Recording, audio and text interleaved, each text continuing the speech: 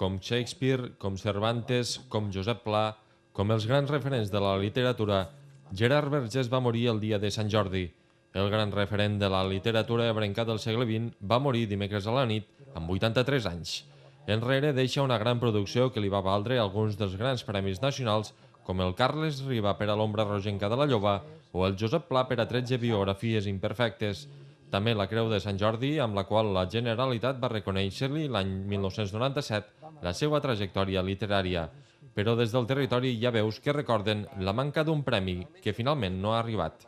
És l'únic gran figura de les lletres ebrenques que s'ha fet i que de Tortosa estan, de les Terres de l'Ebre estan. Arbó va fer la carrera a Barcelona, rector de Vallfogona, ja ho diu el nom, no? No sé, Jesús Moncada, Barcelona, Blader, l'exili, Barcelona, ni que el referent sigui l'Ebre, diguem-ne, són, entre cometes, autors que es van forjar fora de les Terres de l'Ebre, no?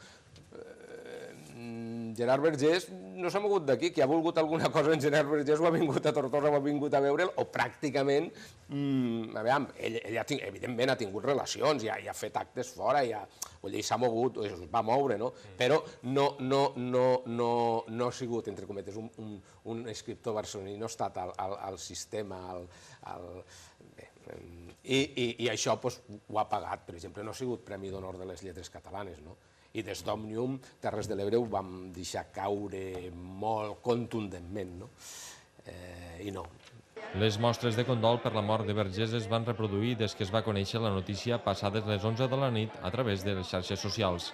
El primer de fer pública la notícia va ser l'alcalde de Tortosa a través del seu compte de Twitter. En un article d'opinió, Ferran Bel destaca l'estima que Vergés va mostrar sempre cap a Tortosa i que va ser reconeguda el 2009 amb la concessió de la Medalla d'Or. Els que van compartir moments de reflexió amb Vergés destaquen la seva vàlua literària, però també personal.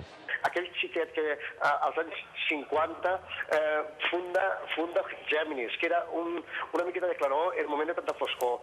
Pensem que van publicar l'any 58 la primera escala mortuòria, el primer obituari en llengua catalana en motiu de la mort del poeta Carles Riba, el pare del qual era fill de Tortosa.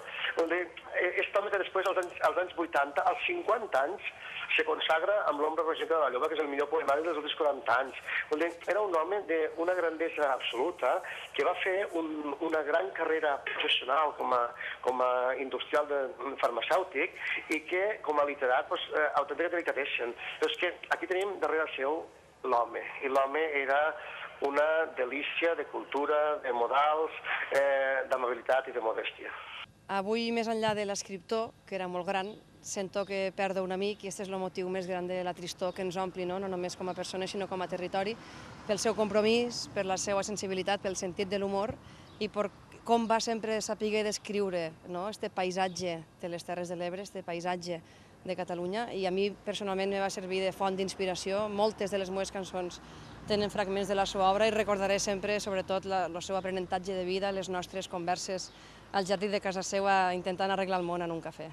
La pròxima Fira del Llibre i l'autor ebrencs ja havia inclòs un homenatge a Vergés dins dels espectacles de Literàrum, en concret a càrrec del grup Riu en So, per al pròxim 31 de maig a les 8 del vespre. El director de la Fira ha avançat que l'homenatge assolirà ara un nivell més destacat. Hi haurà moltes sorpreses al voltant de la figura del Gerard Vergés. Ell me consta que havia confirmat la participació en aquest espectacle d'estrena este dia 31 de maig i és evident que ell va ser el primer pregoner de la Fira del Llibre Ebrenc el 2005. Com bé comenteu, ens va recolzar moltíssim i no podíem que fer res més que retre-li aquell homenatge que segurament a partir d'avui li retrà moltíssima gent. El conseller de Cultura, Ferran Mascarell, ja ha lamentat la mort de Vergés i l'ha reconegut com un dels personatges insòlits del panorama literari català. També des dels serveis territorials de cultura han avançat la intenció de fer algun acte d'homenatge a Vergés. El que està clar és que sí que hi ha d'haver un ressò a nivell institucional i des del Departament de Cultura hem de ser sensibles a les nostres figures més importants i ràpidament hem de posar l'operatiu en marxa. Arran de la mort de Vergés, Canal Terres de l'Ebre recupera aquest dijous una de les últimes intervencions que va fer a la televisió, la tertúlia del programa L'Ebre Ara i Aquí del 12 de gener del 2012, emesa per l'Ebre Televisió. Es podrà recuperar a les 5 de la tarda i a les 11 de la nit. El funeral per Gerard Vergés està previst per divendres 26 a les 12 del migdia a la Catedral de Tortosa.